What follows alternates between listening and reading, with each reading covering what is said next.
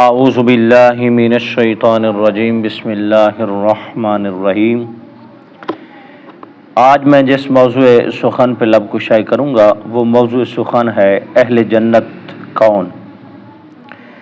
ترمذی شریف کی حدیث مبارکہ ہے، میرے آقا کریم صلی اللہ علیہ وسلم نے ارشاد فرمایا، بنی اسرائیل 72 فرقوں میں بٹ گئے اور میری امت 73 فرقوں میں بٹ جائے گی، سوائے ایک ملت کے باقی سب جہنم جائیں گے۔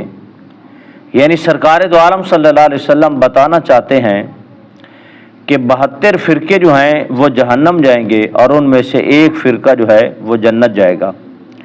صحابہ کرام رضوان اللہ اجمعین نے عرض کی، یا رسول اللہ صلی اللہ علیہ وسلم وہ کون سا فرقہ ہے جو جنت میں جائے گا؟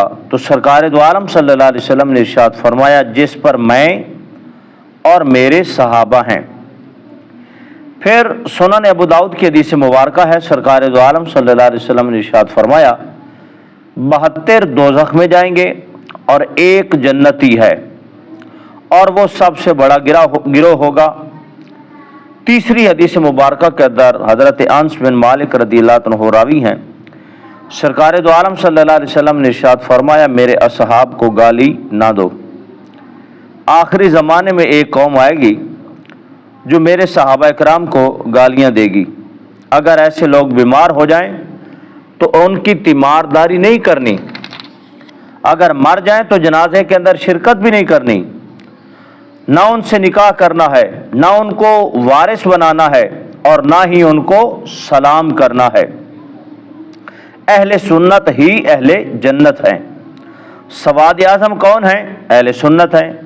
امام اعظم ابو حنیفہ نے فرمایا، سنی وہ ہے جو حضرت ابو بکر صدیق اور حضرت فاروق اعظم سے پیار کرے، افضل جانے، اور عثمان غنی اور مولا علی سے محبت کرے۔ امام مالک نے فرمایا، سنی وہ ہے جو ابو بکر اور عمر پاک کو افضل مانے اور عثمان غنی اور مولا علی سے پیار کرے۔ پھر امام بخاری، خطیب بغدادی، ابن کثیر، امام غزالی، امام فخر الدین رازی علیہ رحمہ اور دیگر بزرگان دین جن کے اندر ملا علی قاری، سب کے نزدیک اہل سنت ہی اہل جنت ہیں۔ اور اسی طرح عبد الوہاب کے بارے میں آتا ہے کہ اس کے چاہنے والے بھی کہتے ہیں کہ وہ بھی اہل سنت ہے۔ تمام فرقوں کے عقائد اور نظریات پر گہری نظر ڈالی جائے تو ثابت ہوتا ہے کہ اہل سنت ہی اہل جنت ہیں۔ اللہ تبارک و تعالی اسی مسلک پر جینے اور مرنے کی توفیق عطا فرمائے۔